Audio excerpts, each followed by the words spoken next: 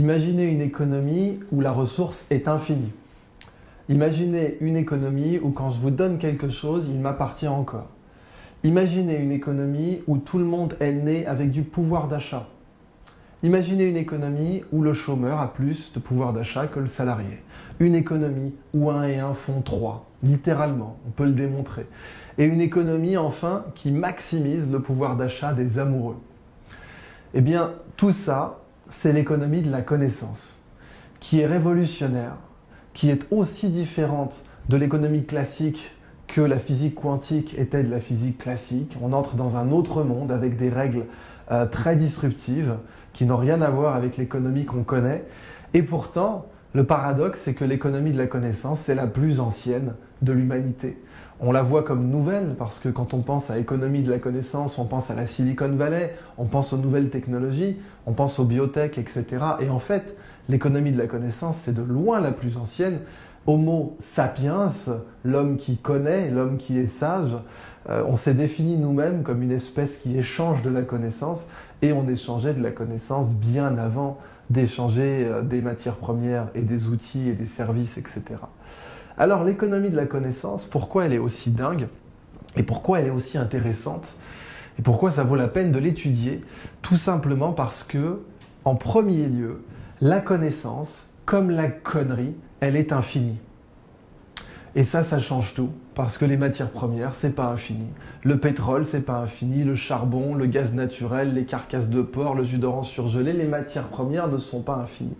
Même sur le plan halieutique, par exemple, on sait qu'on utilise autour de 1,8 fois la planète Terre en termes de stock de poissons issus des océans. Et donc, ça veut dire que vers le mois d'août, on a atteint le seuil de renouvellement. On ne peut plus continuer comme ça. On sait que croissance infinie et Terre finie, c'est une collision physique inévitable. Mais rien ne dit que cette collision doit se faire sur le plan matériel. Si jamais notre croissance est immatérielle, eh bien, on peut très bien bifurquer et mettre les deux trains opposés, celui de la nature et celui de la croissance, sur deux voies différentes sans plus qu'ils ne se collisionnent.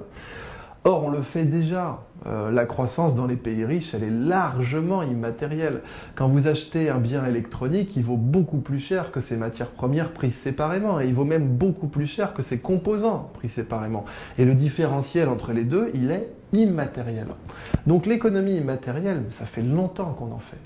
Simplement, quand on se rend bien compte que dans le monde immatériel, la croissance infinie est possible, on a une motivation géniale de faire de l'économie de la connaissance. Et c'est pour ça que Barack Obama a nommé comme secrétaire à l'énergie de son gouvernement, le pays qui consomme le plus d'énergie au monde par habitant, 2 geeks et non pas 2 experts en pétrole. D'abord Stephen Chu, prix Nobel de physique, et ensuite Ernest Moniz, qui est un autre geek, au lieu de nommer des experts en hydrocarbures. Et puis la Corée du Sud, le meilleur exemple selon moi, a eu un ministère de l'économie de la connaissance, tout simplement parce que la Corée du Sud, n'ayant pas de matières premières, n'a pas le choix, c'est innover ou mourir. Du coup, la Corée du Sud, elle exporte 20% de plus que toute la Russie, chaque année, 20% de plus. La Russie ayant 3 fois plus d'habitants et 171 fois plus de territoire. Et pourtant, la Corée exporte plus qu'eux.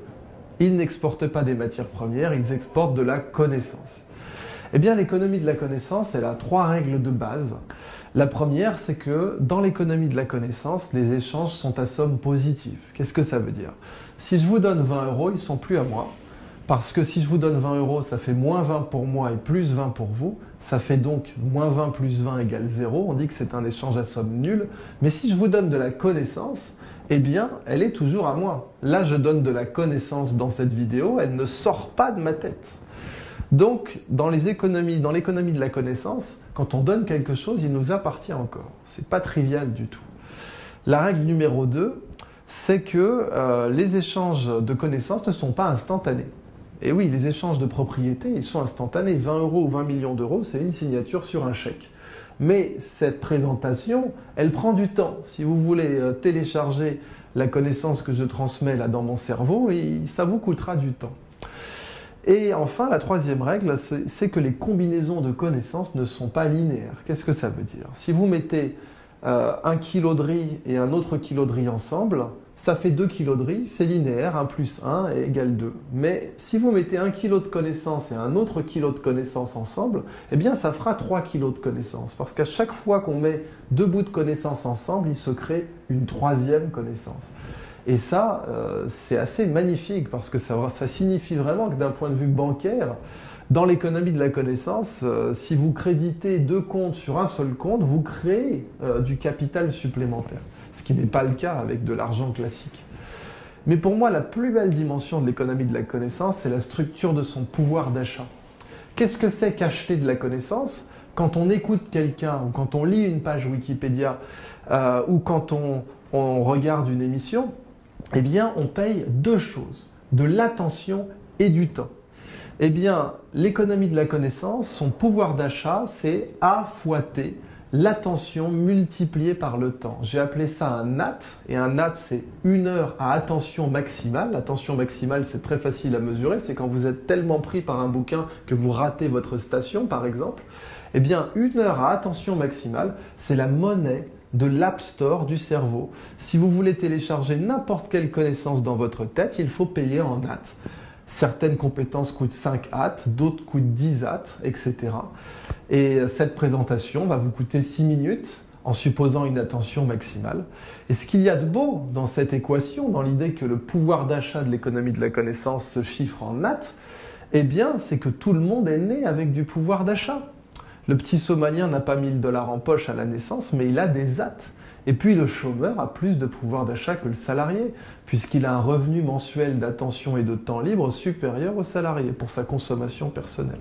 Et enfin, la plus belle dimension selon moi, c'est à quelles conditions on donne tous ses actes, à quelles conditions on donne toute son attention et tout son temps à une personne, par exemple, ça s'appelle l'amour.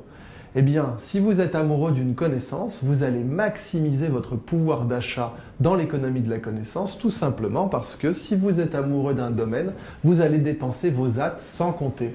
Et ça, l'école ferait bien de s'en inspirer.